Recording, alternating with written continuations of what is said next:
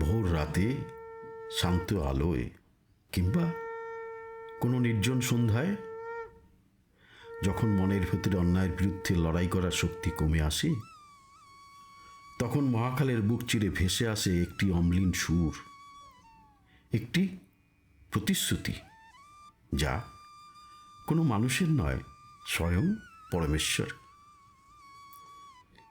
যদা যদা হি ধর্মস্য গ্লানির্ভবতি ভারত, অভ্যুত্থানমধর্মস্য তদাত্মনং সৃজামহম, পরিত্রাণায় সাধূনাং বিনাশায় চ দুষ্কৃতম, ধর্ম সংস্থাপনার্থায় সম্ভাবামি যুগে যুগে। হে ভরত, যখনই ধর্মের গ্লানি অর্থাৎ সত্য ও ন্যায়ের ক্ষয় হয় আর অধর্মের দাপট বেড়ে ওঠে, ঠিক তখনই আমি নিজেকে সৃষ্টি করি। আমি সাকার রূপে অবতীর্ণ হই,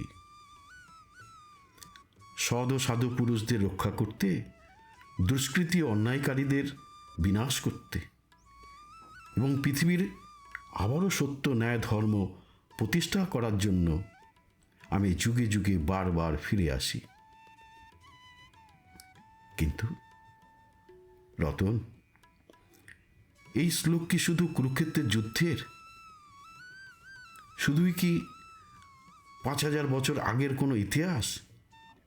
না, এই শ্লোক আমাদের আজকের জীবনের বাস্তব রূপক। আমাদের মনের ভেতরেও তো রোজ একটা কুরুক্ষেত্র চলে।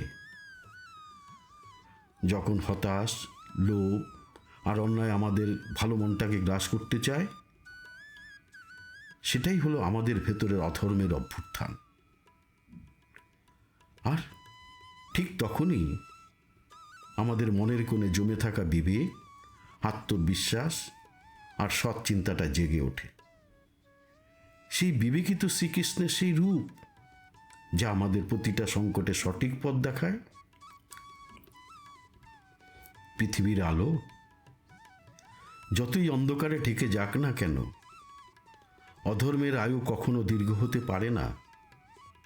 সত্যের জয় হবেই, এটাই প্রকৃতির নিয়ম, এটাই গীতার শাশ্বত আশ্বাস।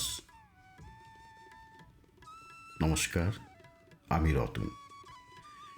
কিছু দৃশ্য চ্যানেলে আজ আমাদের প্রয়াস কেমন লাগলো কমেন্ট করে অবশ্যই জানাবেন। চোখ রাখুন আমাদের আগামী পর্বে।